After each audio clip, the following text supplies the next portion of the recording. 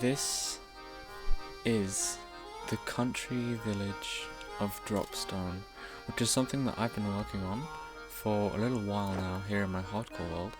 As you can see, it's quite a large portion of my world, and this features in one of my favourite games called Professor Layton and Pandora's Box, which is something that I have enjoyed literally since I was a toddler.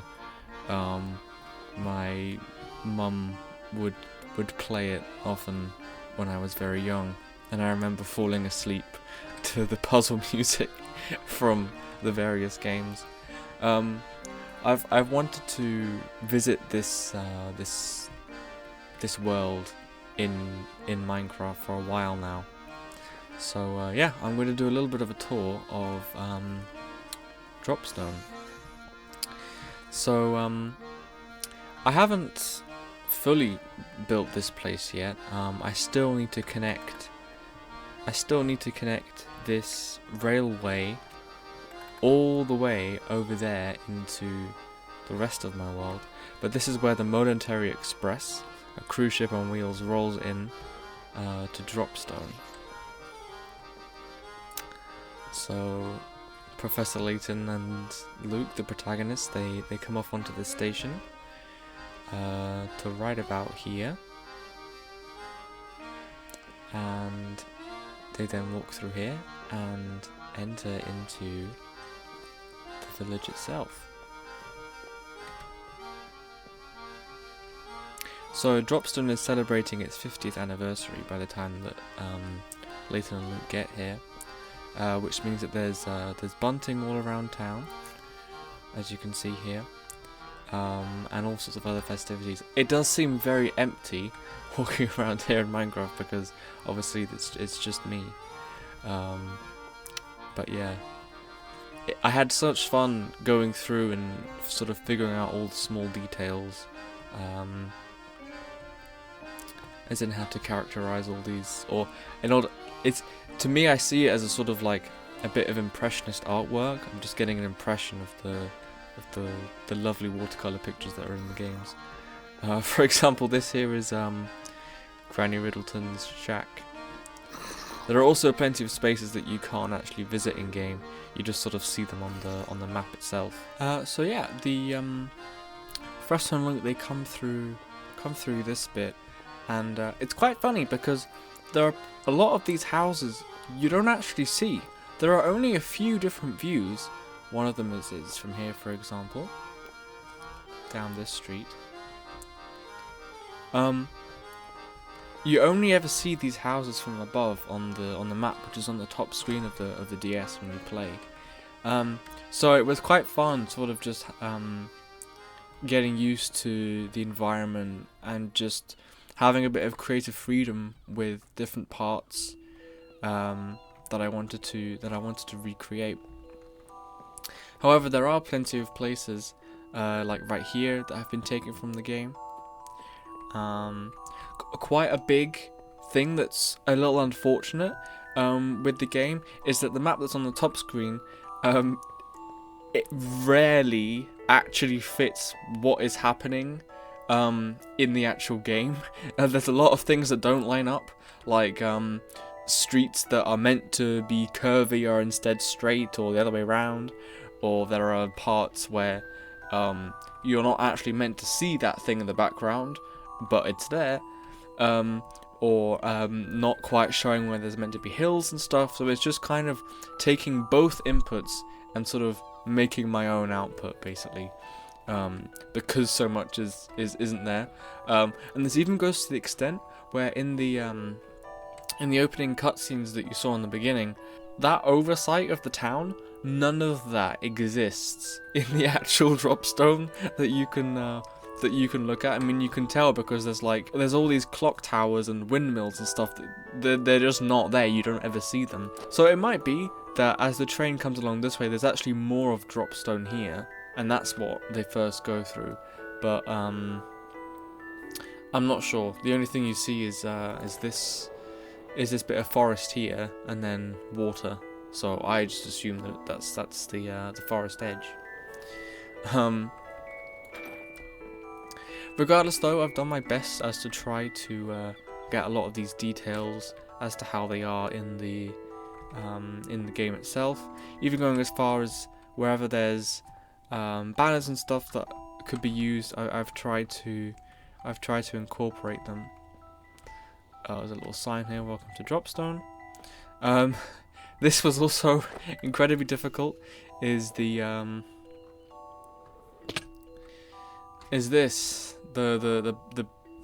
banner that comes up that says Dropstone 50th anniversary. This is about the best as I could do, unfortunately. There's a second one over that way by the there's some sort of, I think it's like the townhouse of Dropstone. We'll get to that in a minute. But yeah, there's more market stalls over here that are selling various things. This is meant to be a cart, which is quite funny. Other things over here. Over this way, it looks like there were some things hanging from these little, I guess parasol type things. So yeah, there's just all these small little details that just make this place, you know, kind of what it is. There's actually a picture of the Professor and Luke, I guess around about where I am right here, going down the street. It's quite funny because even though there's all these, all this bunting up for the festivities, there's no one around here. I might actually move some villagers in here. That might be an idea. Moving this way, however, there is a small house here, and I even recreated the trees, which you can see in the game. I think it's around about here that you meet the lady that gives you the tea set, which is one of the mini games in the game. So that's there, and then also you can't visit it in game, but there is actually another house over here in the distance, right over here. But that's only on the map. There's quite a few locations that are on the map that, as I've said, that you can't visit them in game. So building it in Minecraft now, where you can walk through everything, you know, it's not just a still image, allows it to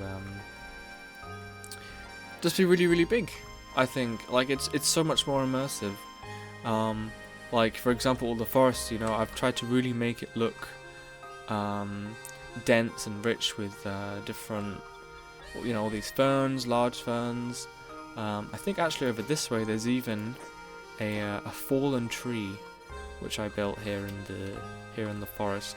But it just adds, you know, to the town being 50 years old, because as I said, you know, it's celebrating its 50th anniversary. Over through this way, there's probably one of my favourite places that you can go to, which is the windmill. I really love how it looks in the game, but also how I've built it. I think I may have built it a little bit too big. It is not this big on the map, but you know, as I said, I wanted to make it look good for both the map, but also for obviously the watercolor pieces that you see. And this was the compromise that I came up with. But yeah, there's all this these big wheat fields that are here, and then of course the windmill that's there. Moving back through the main street, however, we can see a few key locations, and then more towards the Anderson's manor, which is over that way. Starting over on this way, this location right here, this is where one of the shows is put on, the cows. There's a couple puzzles there. I had so much fun with designing these. I mean, I guess they're balloons, because they're held up by the chains. You can see them in the game. But yeah, these were, I mean, they were tricky to design, but I think they came out pretty well. They're both slightly different. But yeah, I just thought it was really nice. And then here there are meant to be some people on the benches. Back this way, in the background, you can see that there's some tents. And then this is where I assume the cows are kept. And this is Mutilda, who is the winning cow in the I guess it's a fair.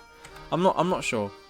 But yeah, that's the winning cow, and it can be shown with some fireworks that I've built here, which I think is really cute because there are in the cutscenes there's fireworks and stuff, and I think it just adds to the immersiveness of this place. I have so much fun designing these market stalls. You can go inside, and then from here you can sell all the things you might want to sell. A lot of it, as I said, is just kind of an impression of what it is, because obviously, you know, a lot of it I don't really have many options, you know, when it comes to the balloons, for example, that are all around town. You know, I've had to use wool and chains, for example, but you know, I think it works well, you know, for what it is that I have. Another bit that was a bit of a struggle to design was the big 50th like central garden installation. I think this is really cute. And then this is the townhouse right here, which again has the big bunting. This is actually a little bit smaller, so I had to shorten it a little bit. So it's Dropstone 50 anniversary. But if you sort of just glance your eyes over it, you can't tell, so it's fine. So I had great fun designing. I just have so much fun, you know, having a source material and then just, you know, using my own creative intellect, if you like, to piece it all together. Back here, for example, there's a little map of the town, and then through this way, this is that puzzle that a lot of people don't like, but this is also a little place that you can visit in game, which I think is quite cute. So there's that. It is becoming nighttime, which means that mobs are going to spawn around here, because I did build this all in hardcore, which is quite funny. Actually, I can show you the underside, just to break the immersion a little bit. Basically, I would love to build False Sense right here, next to it, and join up the railway through the mountains, and then back round into here, into False Sense. But I haven't figured out a lot of the terrain yet, which means that it is kind of just floating over the original terrain. So I think I've used about 20 shulkers, shulker boxes worth of grass here. I mean, there's so much terraforming that I had to do on top of all the other building. So yeah, even though a lot of this all looks very well connected into the world, there is still a lot of terraforming to do here, unfortunately. Background over this way, however, we are slowly getting towards the Anderson Manor, which for some reason is not a place that you can go to. There are so many places in this game that, you know, you just can't visit. It's so funny.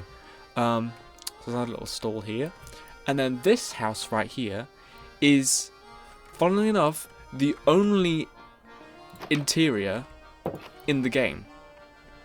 So this is where you meet, I think her name's Dorothea, and then here's the cat with the I think it's the Crazy Cats puzzle.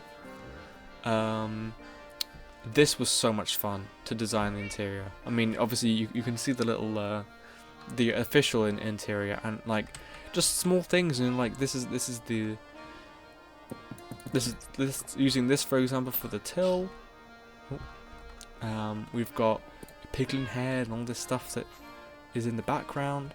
There's what appears to be a green table, so I've used drip leaf there. Got fish on the table. All these things, you know, that just pull everything together. I think that it works really well. Moving over down this way, we get to this big farmhouse right here.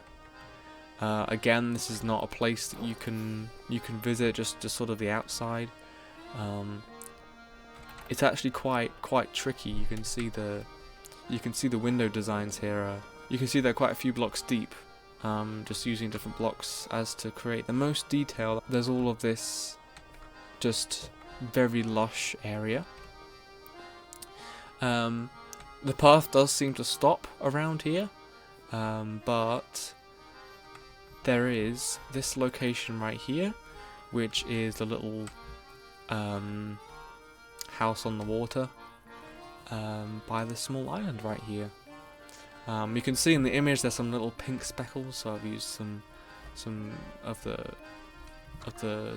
are they pink petals? Yeah, pink petals. I've got all the bushes along this way, and then background over here we can see where the Andersons live, which, as I've said before, is not a place.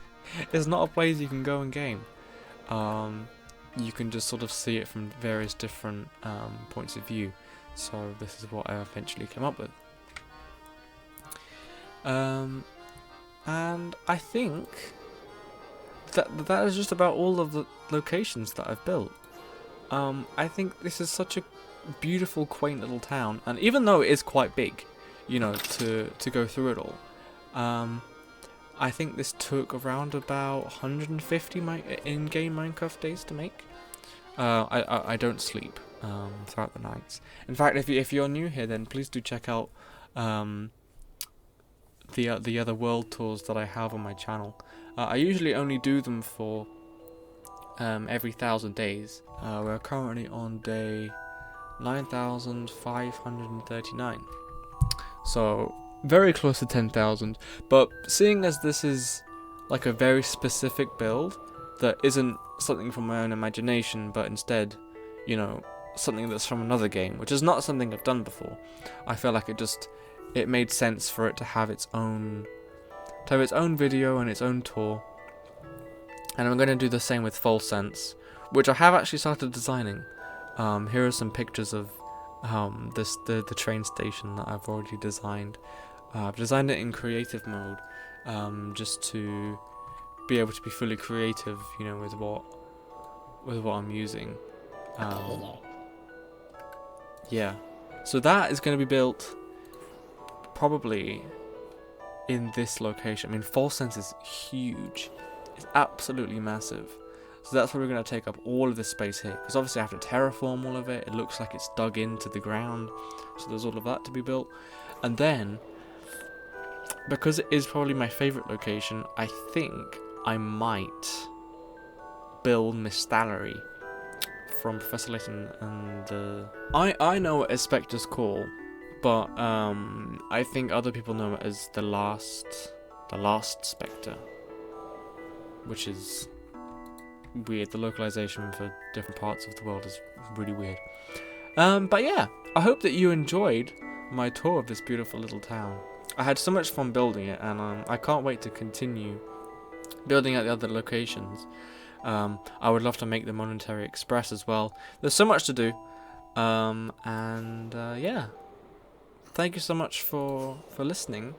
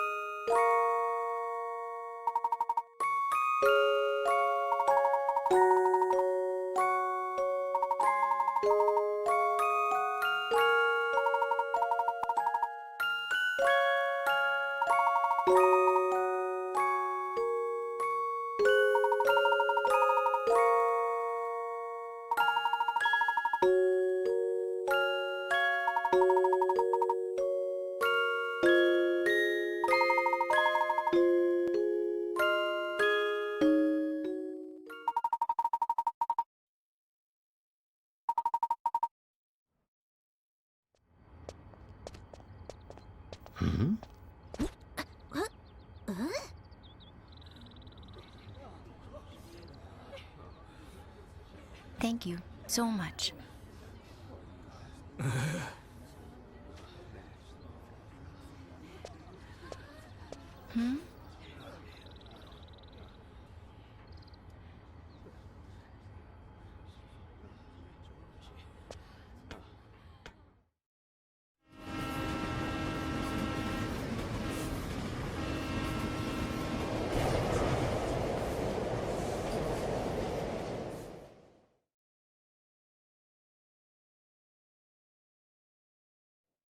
Everybody get ready to rock! The next stop is Frozen! Come on, passengers, let me hear you scream!